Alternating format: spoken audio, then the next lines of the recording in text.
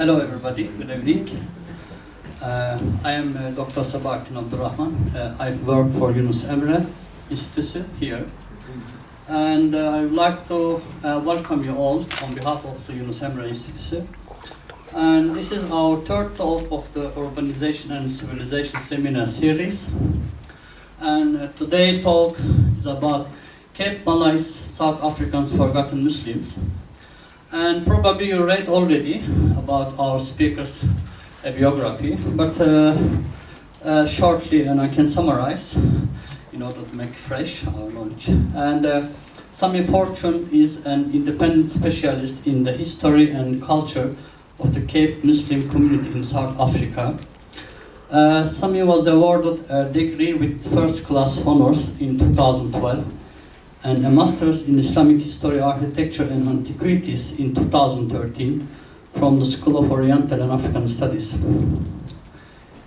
He has hosted workshops and delivered a number of talks about Malay people. Currently, he is undertaking a PhD in Muslim security, antiquities, laundering and anti-looting in the Middle East at Crown 5 University, I think I saw. So please welcome our speaker, and I give floor to Sami.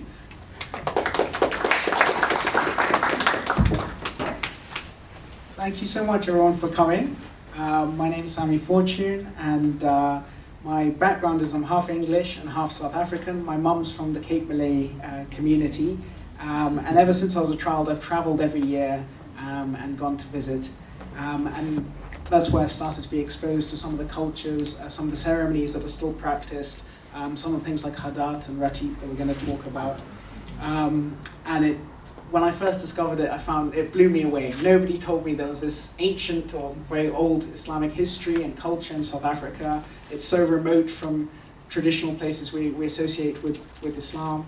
And it's a fascinating story. It's a story of people who've gone through so much. They've gone through slavery, apartheid, they've been exoticized by writers throughout history, but all through that, they've managed to keep their history, culture, faith alive, sometimes in very interesting ways. And they're truly an incredible people that people have forgotten in a way. I mean, you ask the average person, the average South African even, what do you know of the Cape Malays? And unless it's about cooking and casistas, there's very little that they can tell you. So I'm going to give you a brief insight into the culture and the history as I've experienced it, as I've collected it over the years, and I hope you enjoy the talk. We're going to begin. So the word Cape Malay, I better begin with, is a contentious term, and I've purposely used it in order to provoke some kind of thought. Most people refer to Cape Muslims as Cape Malays. It has been charged with racism. It was a term that was definitely brought more into use in the early 20th century. And from what I've discovered, was used to divide the Muslim community more along racial lines. Most people who associate themselves, identify as Cape Malays, are quite proud to be called Cape Malays. So it's one of those interesting terms, and we'll see it's a bit like the term coloured. In America, in some places in Europe, this is a contentious term that's very, very sensitive. Whereas in South Africa, it's an official term to classify a group of people who have mixed heritage. So I thought I'd better start by explaining that. And the picture that I've used was created by an artist called Domelian in the... Oh, sorry, okay. I'm sitting down now. In the early 19th century. And he's to blame a little bit for exoticizing and orientalizing the community. You can see with the pointed hats and the almost sort of East Asian outfit of the gentleman on the right there. So it's a sensitive term. So the establishment of Cape Town is where it all really began, and Cape Town has to be seen in the context of the international spice trade. The spice trade at that time was like, I suppose, the oil of today. It affected thousands of people, and there was a lot of suffering that was caused due to European control of the spice trade. In the earlier period, it was the Portuguese, but very soon, by the 17th century, the Dutch were the the main controllers of things like nutmeg, cinnamon, and pepper. All the things we kind of take for granted in our cooking now were highly sought after. So much so, Christopher Wren tells us in his diary during the Fire of London that he remembers seeing a neighbour bury a sack of nutmeg, which was worth enough to buy a very, very large townhouse in the middle of London, just one sack. So it's a very, very valuable commodity. The Dutch East India Company were one of the earliest multinational corporations, so they took control of the trade. They were almost like a mini state. They had their own armies, they minted their own coins, and to give you an idea of the wealth that they're extracting from their colonies, they paid on average an 18% dividend for over 200 years for their shareholders in Europe. If we look at the map, and you can see the position of Cape Town at the bottom here, you can see it's practically halfway between what was then termed as the Spice Islands in Europe.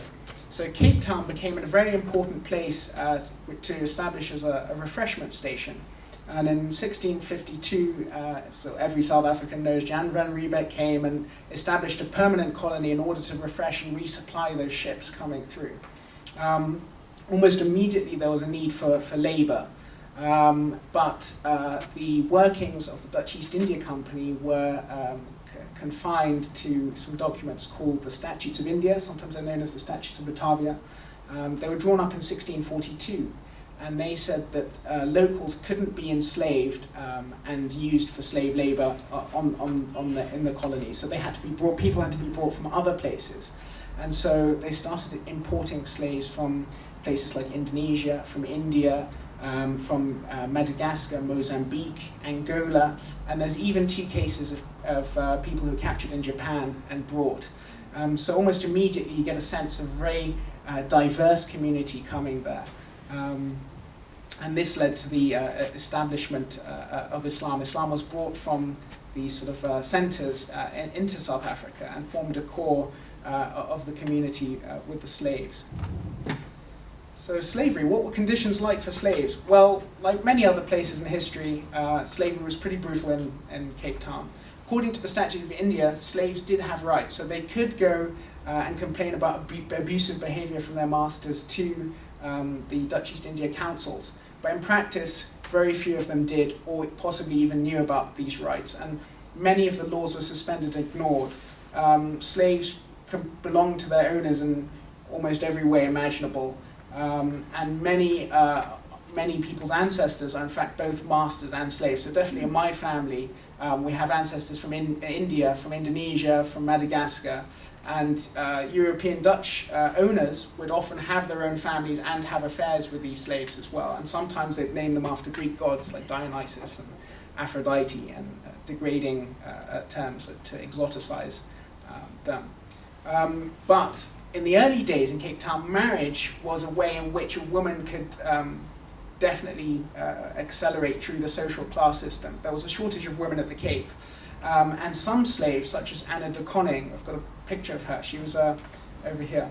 She was considered a true beauty in her time, was the daughter of a Bengali woman, and she married into the Dutch upper classes. And by the time of her death, she controlled one of the largest estates outside of Cape Town called Constantia, which is a very beautiful place if you ever go and visit.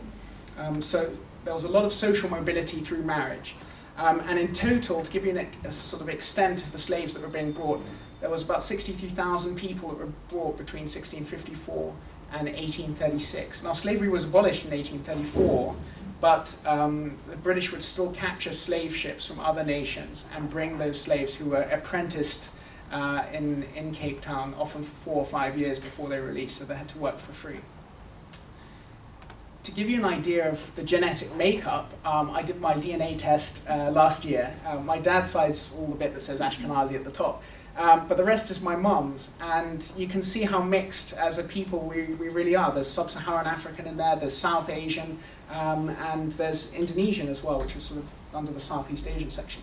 Now, when we think of the word Cape Malay, we often think of Malay blood, but what the genetics tell us, not only from me, this is another lady whose genetics were done as well, is that the South Asian blood is a lot higher than the Indonesian or the Malay blood. It's also reflected in the statistics in the end of the 18th century. that shows there was a lot more people brought from India than there ever was from Malaysia or Indonesia. But why did Malay culture sort of survive and bring the community together? Well, Malayu was the lingua franca of the time. Malayu and Portuguese, trading Portuguese, were spoken, and it seems to have brought a lot of traditions with it as well. And so perhaps that's why they became referred to as later as the Cape Malays, and we have this image in our mind with other traditions too. This is where most of the slaves were held in the early period. It's known as the slave lodge. It's still there. All the windows on the inside, and slaves lived in humiliating and filthy conditions here for about 200 years. Now, according to the statutes of India, the only religion that was allowed to be practiced was Dutch Reformed Protestantism. So all other religions were banned. The Dutch weren't as extreme as the Spanish were, for example. They didn't try and find out what you were practicing at home in private. That was your business. But if you spread Islam to another slave, that was a capital punishment penalty. And so they tried to limit the spread of religion. They thought it would help to organize rebellion against the governors. But Islam survived, and it survived using two very, very interesting ceremonies which evolved and developed at the time. So the first one I'm going to talk to you about is called Hadat. Hadat is a corruption of the word Haddad, and it is said to have come from Imam al-Haddad, who was a religious scholar who lived in Yemen in the 17th century. If you go today to the Prophet's tomb in Medina, you'll actually see poetry from Imam al-Haddad on the tomb on the outside of his tomb. Some stories say he was a blacksmith, some say that he was blind. But he developed a form of dhikr, which was very, very powerful, and it took key Islamic concepts from the Quran and used repetition in order to help memorize core Islamic beliefs. Now, in a society where there was, at this time, very little, if not any, written materials amongst the majority of the slaves, having this dhikr, like a song, was very, very important. It's still practiced today in South Africa, mostly on a Thursday night, often in the mosques. And what you'll get is very young children who are normally placed at the front. And this is quite interesting because the parents wanted the children to remember the tune. And once they remembered the tune, they remembered the words. And once they remembered the words, they'd remember something of their religion that they didn't have access to. So it was a way that they kept it going. And I've got a little recording that was done a few years ago to give you an insight into to what it's like. So it always starts with a leader, and then people will repeat. Sorry. اللهم صل وسلم على سيدنا محمد وعلى آل سيدنا محمد اللهم صل وسلم على سيدنا محمد وعلى آل سيدنا محمد اللهم صل وسلم على سيدنا محمد الذي يوسوس في صدور الناس. The Quranic chapters that are being repeated.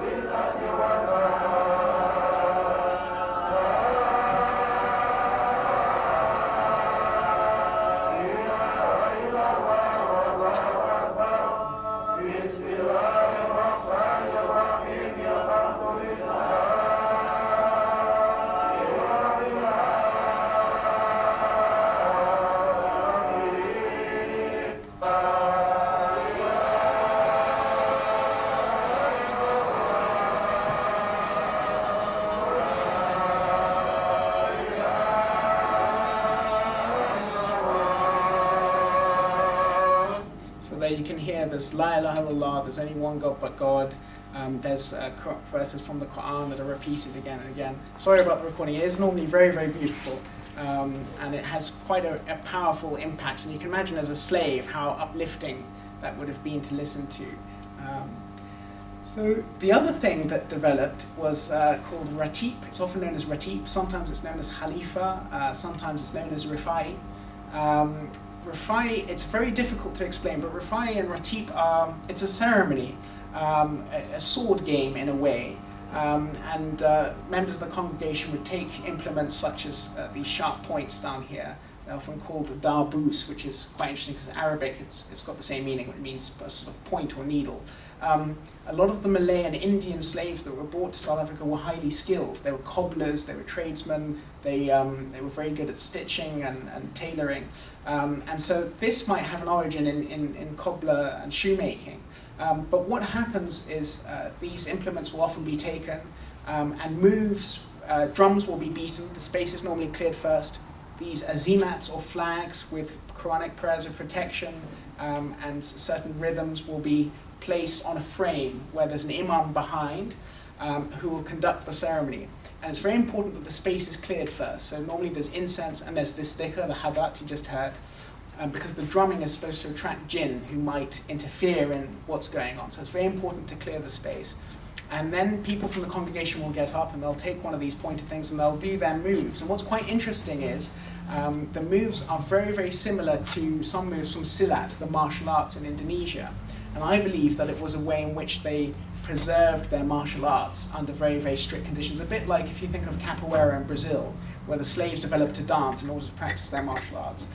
And this is quite noticeable. We're going to watch a video and you'll see a little bit there.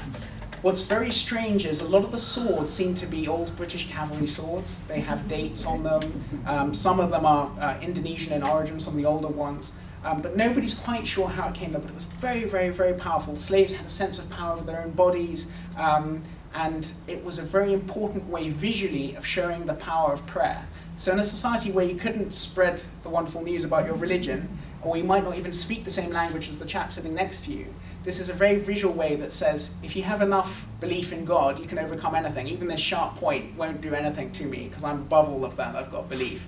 So it's quite an interesting ceremony.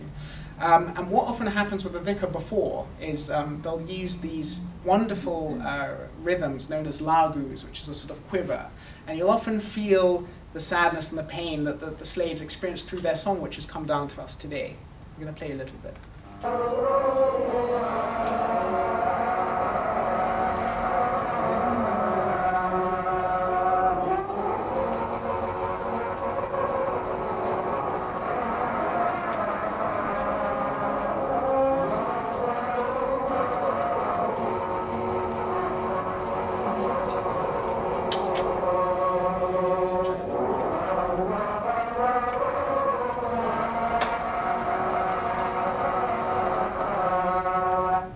Sorry, I think there's a problem with the sound, but you get the idea. Our next video is about the Ratib, and somebody will explain why it's done from the community.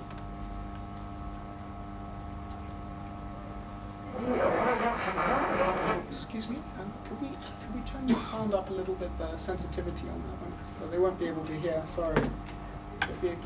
Thank you.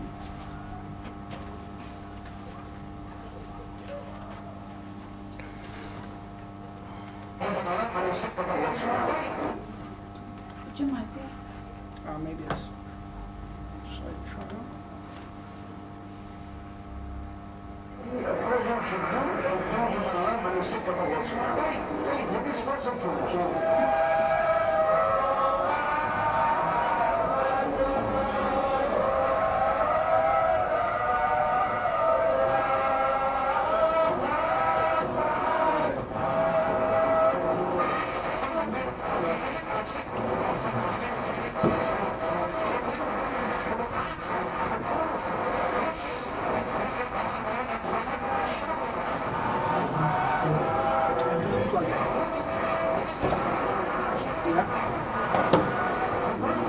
Sorry, I'll try and play it through my speakers. It'll be a lot quieter, but hopefully a lot clearer as well. Maybe I'll even hold the mic next to it. A person should do for the love and the sake of Allah subhanahu wa ta'ala. That is first and foremost.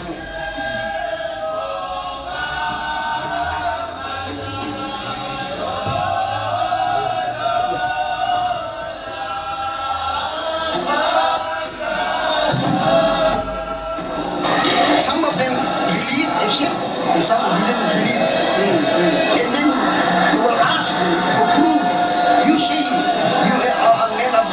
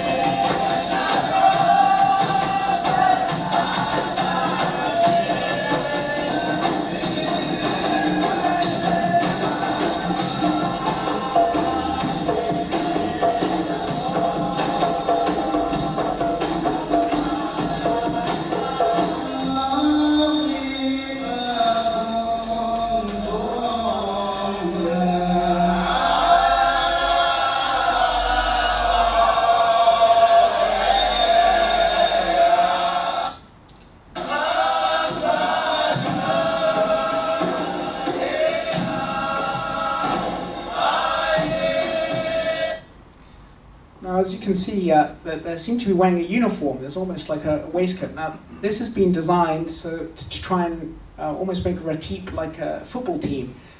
It's in danger of dying quite rapidly. In Kimberley, I think the last picture you saw 5 gentlemen, those are the only 5 people left in Kimberley that used to be a major centre of Ratib, still doing it. It is dying. It was used as an entertainment for the youth for a long time. But now with other distractions and entertainments, Facebook and driving and everything, it's seen a small death in a way. So there's a sense of trying to build teams and to get people involved with it again. But the other challenge it's faced is a lot of the new scholars are being trained in Medina and Saudi Arabia, and there's a more of a puritanical view that's being pressured onto the community, and it's seen as a bid'ah or an innovation. In a way, it is an innovation, but it's not an innovation to do with religion. It's purely cultural that has religious overtones. And it comes from a unique time in the history where slaves couldn't practice their faith. They couldn't spread the religion to other people. They had no way of assuring themselves that, of their faith and their belief. And people would argue in the community that it's purely a cultural form that's practiced again. And they were very isolated. So there are texts which might go against some religious Islamic ideas, but in some cases those have been cleaned up to comply, as it were, with now that we're connected with the rest of the world. But it's something that's caused a huge nail in the side of it, and it shouldn't be seen as nothing religious. Even in the 19th century, scholars said that it's not to do with Islam; it's a cultural practice, but one that's very, very powerful that was kept. So the slaves weren't the only people to be brought to South Africa. The orang kayan, the nobles, the political prisoners from the Indonesian peninsula, some of them from India, but many of them from Indonesia, were brought to South Africa as the remotest part, far away from their homelands, where they wouldn't have any influence on politics or rebellion. These were the first freedom fighters in South Africa. So often we think of people like Mandela being imprisoned in Robben Island, but these gentlemen were in prison 200 years before. Sometimes they were in prison for longer than Mandela. Sometimes they died in places like Robben Island. People often forget that. So Sheikh Yusuf is often seen as the father of Islam in South Africa, but he was from a noble background. He studied in Mecca. And due to his resistance to the Dutch, he was brought and placed on a remote farm. But he was only there for 5-6 years at the most. And I think this attention on him is wrong as a sort of founding father of Islam in South Africa. The real people that don't get much attention were Abdullah Mutabe Shah and Abdul Rahman al-Qadari. These were political prisoners who were brought 20 years before Sheikh Yusuf. They were imprisoned in Constantia, where the slaves were sent to cut down the forests. There's very little information on them, but due to tradition we know that they did teach the slaves early tenets of Islam and formed the first proto-Islamic community there. Often when their students and disciples died, they were buried around them. But these two gentlemen were kept in chains for about 18 or 20 years. And today there's just a small house which commemorates the place of their death. Now what's quite interesting, we're going to see on the next slide, I'll just jump ahead a little bit, is that most of these political prisoners, when they died, they were buried in the exact places where they died, a bit like you would with prophets, for example. And much the same way in the way in which the Prophet ﷺ was buried in his house, often structures were erected around their graves to serve as a memorial for the suffering that they went through and the strides they went through in order to bring Islam to South Africa. What's very, very interesting is they form almost an exact circle around the city. There's all these myths and legends that say that it protects Cape Town from natural disasters. But what is quite interesting is in recent years, is when there has been things like forest fires or attempts at demolition, they seem to be unscathed and untouched. So it gives a bit of a sort of mystical element to them. And they're often referred to as the friends of Allah, so the awliya, due to their piety. So one of the most interesting people who was brought was the Raja of Tambora. So the Raja of Tambora was from an island in Indonesia, Tiador. He was the son of an Islamic judge, and he was brought for conspiring with the English against the Dutch. And what's really interesting about him is he seems to have been the first person to write the Quran in South Africa in the late 1600s, or the early 1700s from memory. One Dutch traveller called Valentinian actually talks of going to see the governor, Simon van der Stel, and his son, Adrian van der Stel, in Velgelegen, a beautiful farm on the outskirts of Cape Town. And he remembers seeing the Raja writing out the Quranic letters on parchment.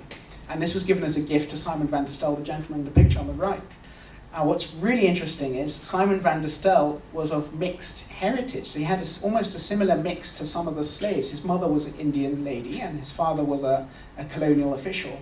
And when he died, he was buried in the Dutch Reformed Afrikaner Church in Cape Town, which was off limits to non-whites for many, many years. And yet the person who they revered and respected according to apartheid terminology would have been a coloured person of mixed descent.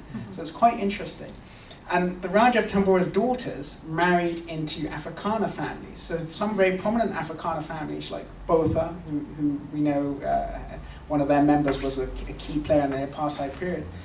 Their oldest ancestor in South Africa is actually an Indonesian Muslim prince, which is quite funny. The last chap I'm going to talk about is called Tuan Guru, and Tuan Guru arguably had the biggest influence on sort of consolidating the community and spreading Islam amongst the slaves. Tuan Guru literally means Mr. Teacher in Malay, but his real name is Abdul Qais Salam. I'm sorry, my pronunciation's not good. And he was kept as a prisoner for 12 years on Robben Island, and he wrote the Quran from memory. And that Quran still exists and is in the Awal Mosque, the first mosque which he established on his release in 1793.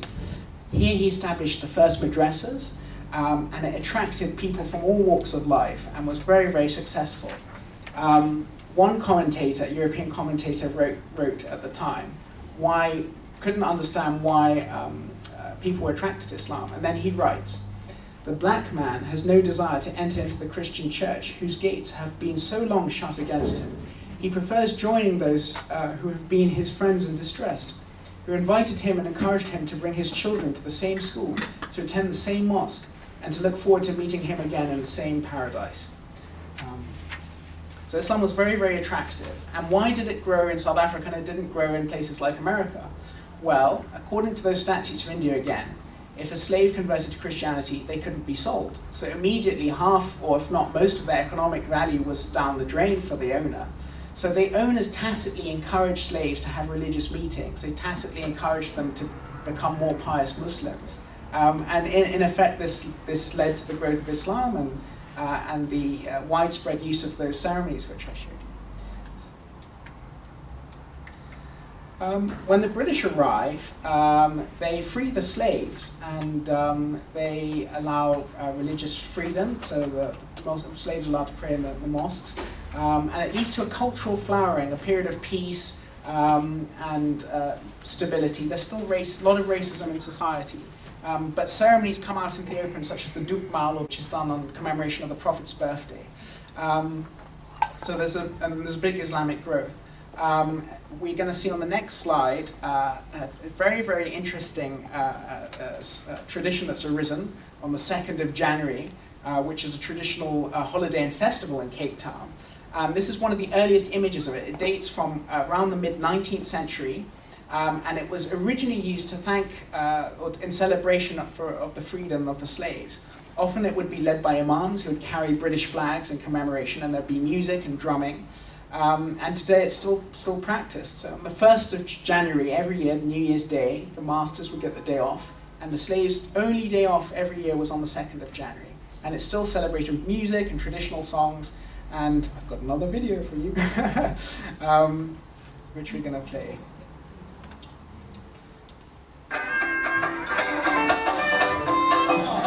This is a day of freedom, enjoyment.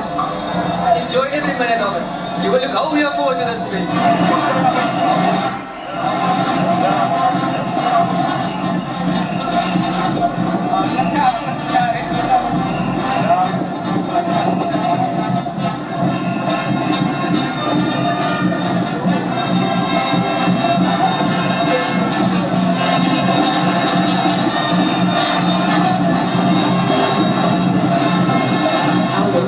Originated on a Friday the slaves was relieved. And then they were dancing up the street, they were making music, and they were so full of joy and happiness. But on the Sunday evening, and they have to go back to the slavery, and that is really where the coons really comes from.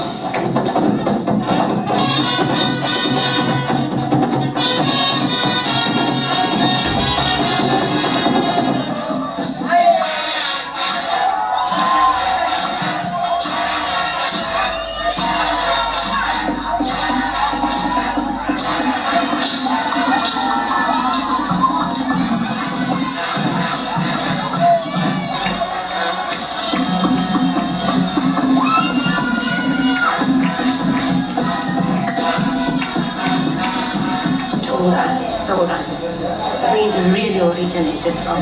Just to see the joy of a slave and what did they really bring every year. It went on and coons, every year you see coons.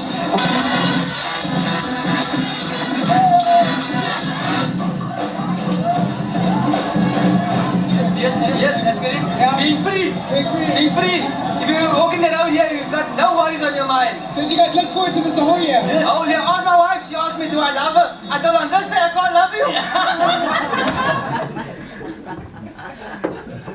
you. So there's a little bit into the insight, and people do look forward to it the whole year. Last thing that I'll quickly talk about is this wonderful lady here called Mama Hati. She was like my adopted grandmother. She lived in Borkup in the heart of the Malay Muslim community in Cape Town. And she was actually a descendant of the royal family from Johor, the southern part of Malaysia, and they were exiled to Cape Town. She lived in very, very difficult conditions, but used to make the most amazing kusistas. And kusistas are sort of fried donut.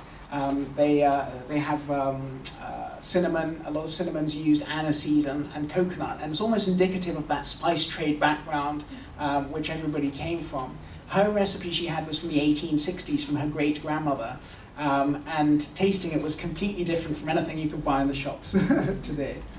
One of the last things I'm going to talk about with cultural flowering was the use of Arabic-Afrikaans. So Afrikaans we see today as a very Dutch language. We see it with Leonardo DiCaprio in Blood Diamonds saying the odd word X, Y, and Z.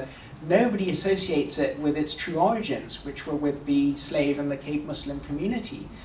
They were forced to learn Dutch, but they often added their own Malay words into the Dutch, and the Dutch themselves called it kitchen Dutch. They didn't want to have anything to do with it originally. And when it was first written down, it was written using these Arabic letters. And until, I believe it was the mid or even later part of the 20th century, people were still being taught how to pronounce Arabic letters using Malay and Arabic and often Afrikaans Arabic manuals. Words such as bai, which is sort of baya or very much come from Malay, pisang, banana, baji, which is a jacket, I believe. These are words that we find in Afrikaans and people use all the time.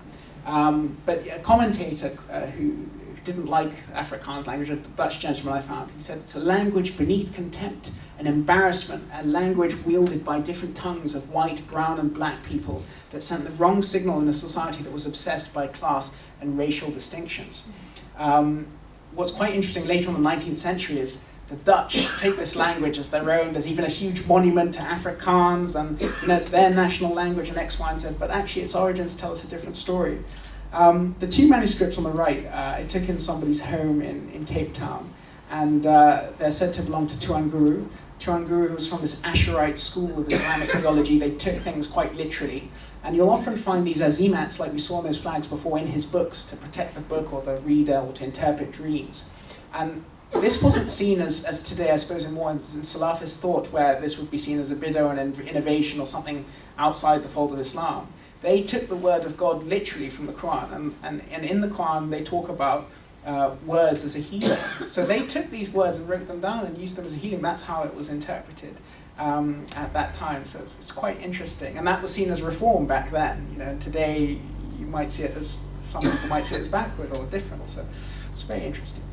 Now these Arabic-Afrikaans texts had a huge influence from Abu Bakr Effendi, who was an Ottoman official who was sent by Caliph Abdul Hamid to South Africa upon the request of Queen Victoria. There's lots of stories why he might have been invited, but we do know there seems to have been a lot of civil disturbance by religious arguments, and the governor in the Cape had requested that a religious teacher be sent in order to solve these issues and to educate the people. And so Abu Bakr was sent. Abu Bakr seems to have both mixed Turkish and Kurdish blood. He was a descendant of the founder of the Ottoman Empire, and his father was a governor, I think, in Iraq. And he was sent to South Africa, and he arrived in 1861 with his nephew, who was called Omar Lutfi.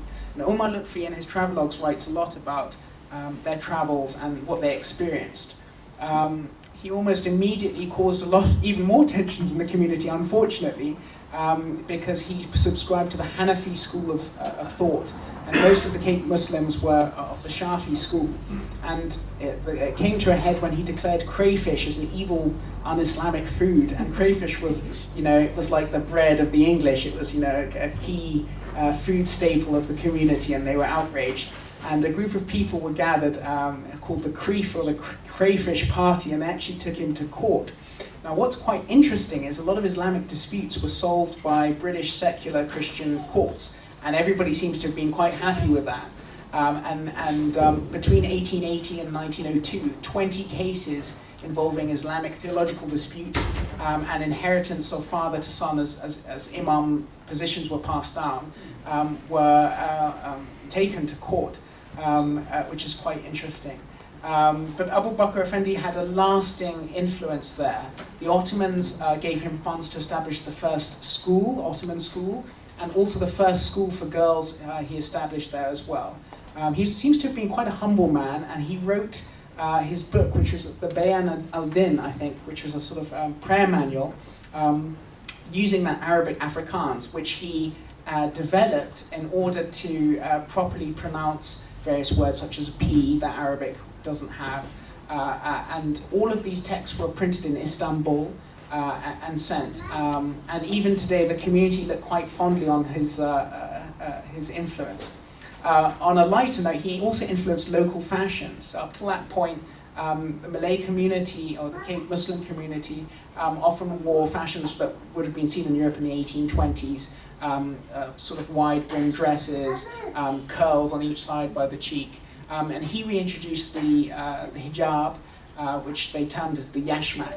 And one commentator at the time writes, in 1861, women still wore the charming costume which is today giving way to the yashmak. They were dressed in stiffly starched skirts over innumerable petticoats, full white lawn sleeves, and a gay little shawl of coloured silk drawn tightly about their shoulders. Their heavy black hair, polished with coconut oil, was plied high and fastened with elaborate gold skewers, and on each olive cheek a flat black curl was pressed. Unlike a few years later, 2 Muslim missionaries were sent from Turkey to inquire into the conditions of the faithful in this remote outpost of Islam. They were scandalized at the uncovered heads of pretty, graceful Malay girls, and as they sailed away, they didn't leave a single woman's head uncovered.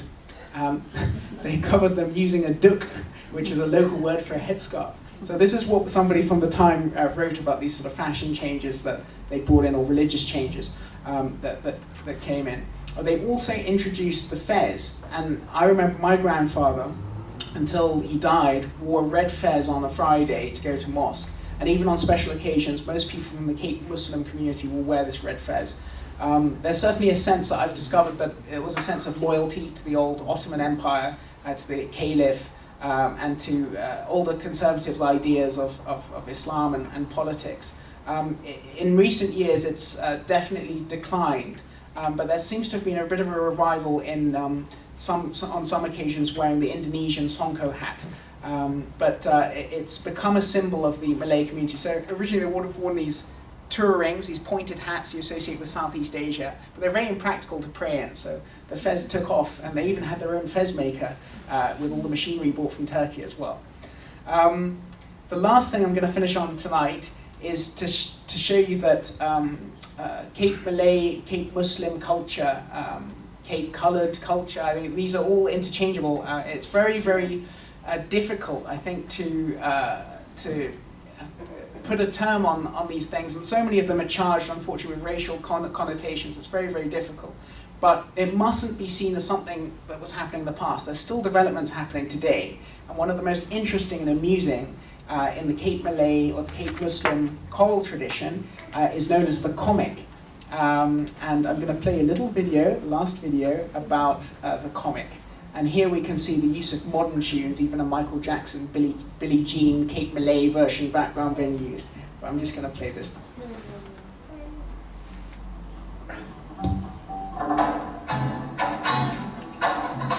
Right from the beginning, us Capies have had a way of dealing with this kind of situation. We put the pain into song. It's like a way to make things more bearable. It also forms the root of a great Cape music tradition, the comic song.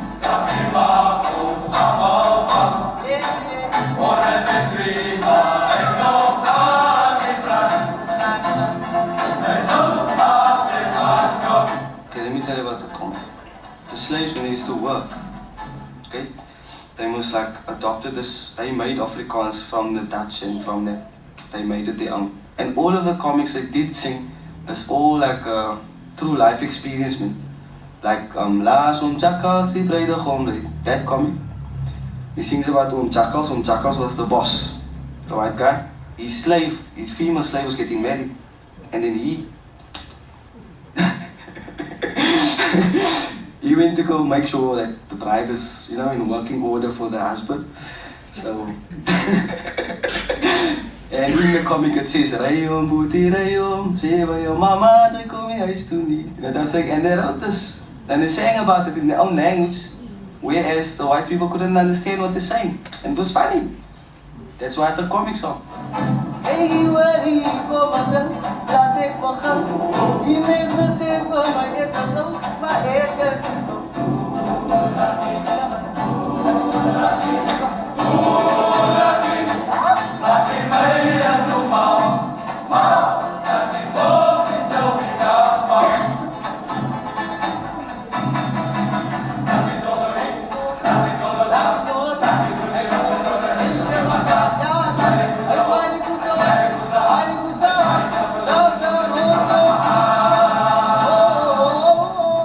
Makes a good comic is good tunes, good rhythm, good harmony, and a good story. And I believe it must be a true story, because then you can actually write true emotions in there. All the comics I wrote thus far was what I experienced. Firstly, you get the storyline. Now you get a few songs that people like the people has to know the tunes, then they will groove with you because they know the numbers.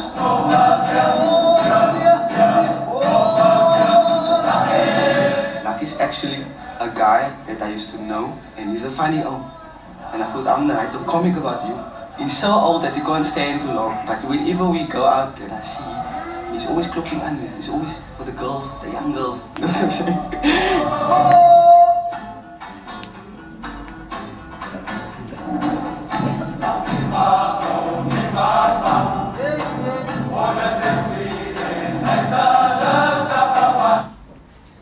So there's a little bit of the comic that's sort of the latest evolution of Cape Malay's singing tradition. It's always been a part of it, but it sort of moved on with the times as well.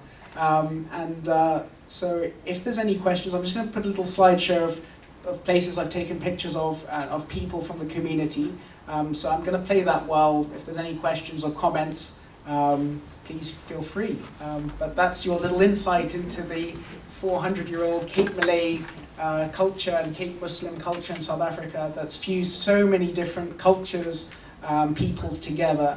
And it's truly a fascinating world to go and experience if you ever have the chance. Thank you so much.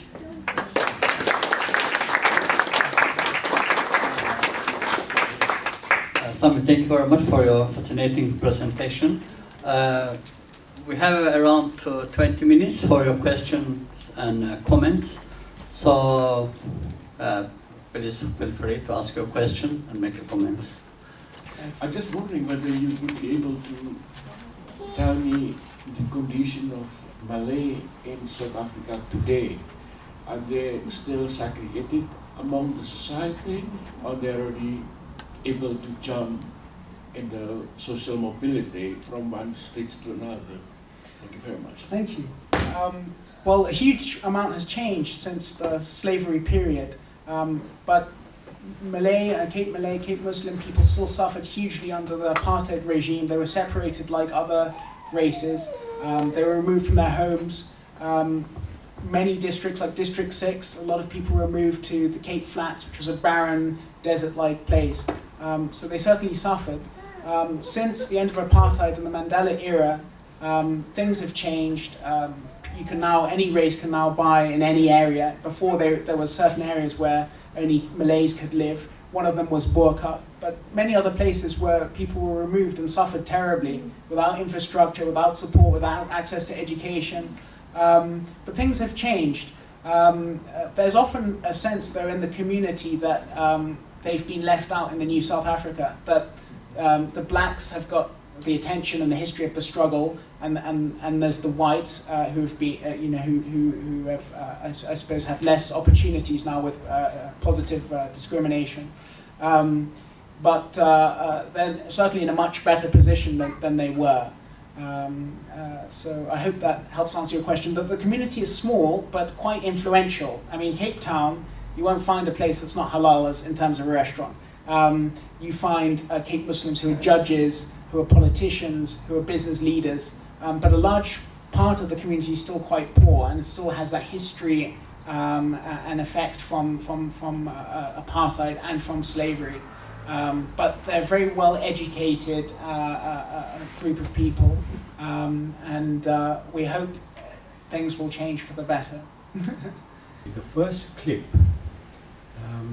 which you showed, you could see great element of the use of harmony in the music, in the singing. Now, correct me if I'm wrong, I suspect strongly that the harmony didn't come from Indonesia, etc. So it was obviously acquired while they were in the Cape. And obviously it could have been some kind of Christian church culture, even if it may not have been, because they would not have been allowed to go into the churches because of pre-apartheid social segregation in any case.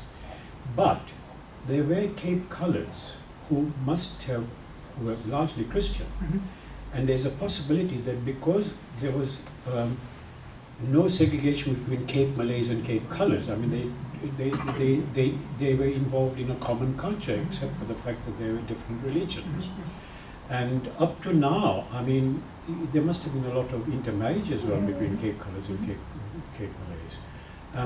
And I'd like to think, well, it's not a question of whether one likes it or not, seems to be a fact that the harmony, which has continued right up to the music that you played before you began your very illustrious talk, that shows up to this day that there's a strong element of harmony, which you do not find among the Indian Muslims further along the coast in Durban, in Pretoria, etc. And also the very last one, the comic, that shows a great element of Caribbean music. Let me be if I'm wrong. Fantastic. So, thank you so much for your question. There's definitely something I wanted to say, that the song culture is indicative of this absorbing from all these other cultures. Where the harmonies come from, that we don't know, and it's quite possible that it could have come from a Christian environment, but it's definitely of a European influence. And one of the most wonderful things, I think the first tune that I played for the people who were here early, that there's this definite mix. You get the soloist who has this quivering Oriental Arabic type sound, almost like an adhan, and then when the chorus comes in, it's like European harmony, which is amazing. It's quite interesting that you talked about the Caribbean, perhaps American influence, because at the end of the 19th century there were mixed coloured African musicians who came from African-American musicians who came to South Africa, and definitely had a huge influence into the way we see the 2nd of January festival today. So even this chap here, he's got a sort of very colourful, festive, almost jazz-like outfit. And we know there was huge sort of copycat musical exchanges going on at that time. So it's more than likely that this Caribbean feeling that you've got is from that time and has carried over, it's been mixed in with the Indonesian, with the Arabic, with the European, and given us something incredibly wonderful at the end of it as well. The other point I was wanting to make is when you showed that clip with the use of those knives, but also the others where there is these sharp points when they're trying to sort of almost poke themselves. I can't help remembering that in Durban, which is where I was born and bred, and so am I, we had Zanzibari Muslims who practiced this on the two Eids, and they would have these sharp pointed like skewers with which they would try to poke themselves, and this was part of this kind of African culture, which obviously they brought. So it's interesting that that kind of, not quite self-flagellation, but a certain amount of that kind of attempt came from different part of the world as well, i.e. further north along the East African coast. And then here you have that influence coming from the East Indies into the Cape as well. It's interesting, it's the same kind of practice. It's really fascinating. There's a ceremony called Zar in Oman that I came into contact with when I was there for a few months. And it has quite similar, like you were saying, the Zanzibar influence. We have to remember that there was an empire, an Omani trading empire that went all the way down to sort of the northern part of Mozambique. But it also seems to have been a similar type of ceremony. Not exactly sure where it comes from or from the influence. It might have come from an African cultural tradition. It might have come from the Rifai Sufi tradition, who often practiced, putting skewers and things through their mouths as a way of showing their dedication to belief. It might have come from Indonesia. There's so many different possibilities, or it could be all of those things at the same time too. But thank you. Thank you. Thank you, Sami, for a very interesting and inspiring talk. I just have one small contribution to make. Sure, please. We're in a Turkish institute, and there is a Turkish link through Abu Bakr Effendi, who arrived in the 1860s, I think, the beginning of 1860s. But I think there's another Turkish dimension that we don't often think about. Please. And that is the Europeans sought a sea route to India because the Ottomans had closed down the Silk Road. They had conquered Constantinople, turned it into Istanbul, and that is why they were forced to find a way around Africa. And in fact, they were helped along by a Muslim navigator who was the navigator for, was it Ferdinand de Lesseps? One of the Vasco da Gama. So it's funny how we Muslims had a contribution in all the monumental changes that have taken place in history and bringing Muslims to Cape Town as exiles and as slaves.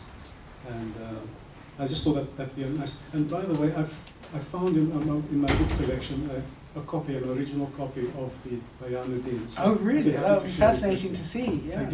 Thank you for the comment. Yeah, no, there's a lot of Ottoman connections, and the whole reason for that sea route was because, as you said, they had a monopoly and they closed down the routes to Europe, and it was very expensive to get the spices that everybody wanted.